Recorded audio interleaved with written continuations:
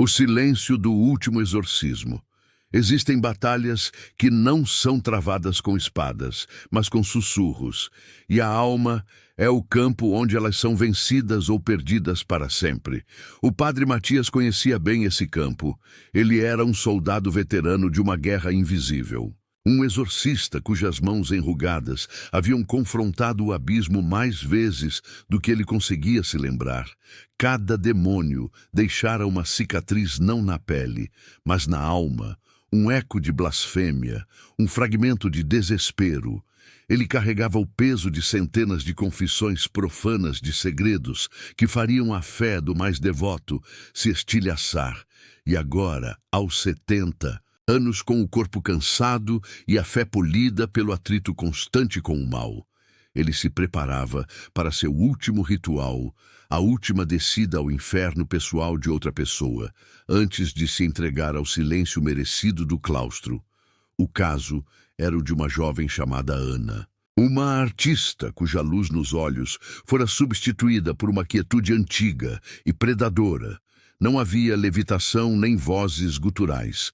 Apenas um silêncio pesado e uma presença que gelava o quarto e fazia as sombras dançarem de forma antinatural.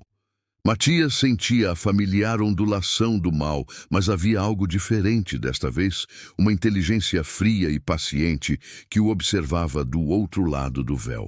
No quarto escurecido, onde o único cheiro era de cera de vela e chuva, Matias começou o rito, as palavras em latim que por décadas foram sua armadura e sua espada, saíam de sua boca com a força da convicção: exorcizamos-te omnes imundos espíritos. Ele entoava, esperando a reação violenta à fúria, à zombaria, mas a jovem Ana permaneceu imóvel, seus olhos fixos nele, não com ódio, mas com uma curiosidade quase analítica. O demônio não gritou, não blasfemou, ele permaneceu em absoluto silêncio. Um silêncio que era uma arma, uma afronta mais poderosa que qualquer grito. Matias aumentou o fervor de suas preces, aspergiu a água benta que sibilou não na pele da moça, mas no ar ao redor dela, como se o próprio espaço estivesse corrompido. E foi nesse silêncio que a verdadeira batalha começou.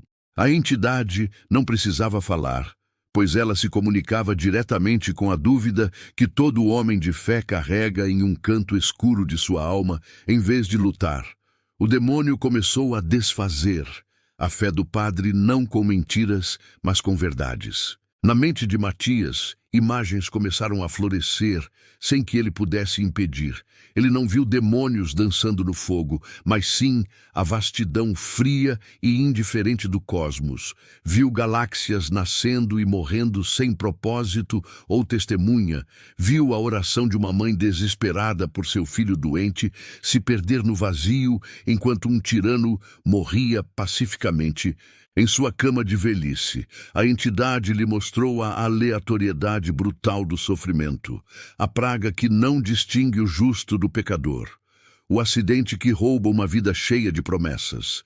O demônio não argumentava, ele apenas exibia a tapeçaria do mundo, sem a linha dourada da providência divina. Ele mostrou a Matias o rosto de cada pessoa que ele não conseguiu salvar. Não como uma acusação, mas como um fato estatístico, uma variável em uma equação cósmica sem sentido. A cruz em sua mão de repente pareceu pesada, não com o peso do sagrado, mas com o peso da madeira morta. A água benta em seu frasco era apenas água, e as palavras em latim se tornaram um idioma estrangeiro e sem poder. Ele estava lutando contra um inimigo que não queria a alma da garota, mas a sua própria sanidade. A arquitetura de sua fé estava sendo desmontada viga por viga, prego por prego. Com um último esforço, nascido mais do hábito do que da fé, Matias gritou o nome sagrado e sentiu a presença se retirar, não com a dor da derrota, mas com a satisfação de um trabalho concluído. A jovem Ana piscou como se acordasse de um longo sono, e uma lágrima escorreu por seu rosto. A primeira emoção, em meses, o exorcismo fora um sucesso, o demônio partira.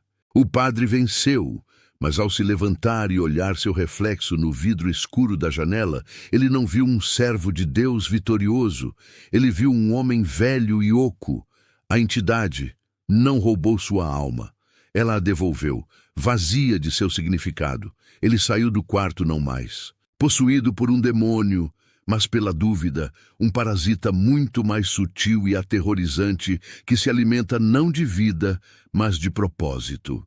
O silêncio que o demônio deixou para trás era agora o seu próprio silêncio interior, um abismo que nenhuma oração poderia mais preencher.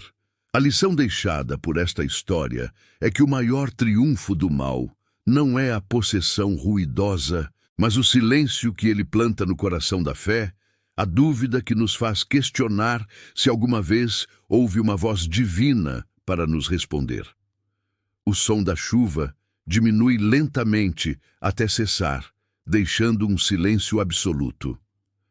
Agradeço a sua companhia nesta jornada até a fronteira da crença. Se esta crônica o fez refletir, clique em gostei para que esta mensagem encontre outros que ousam questionar. Inscreva-se e compartilhe para que nosso círculo se aprofunde. Nos encontraremos no próximo relato.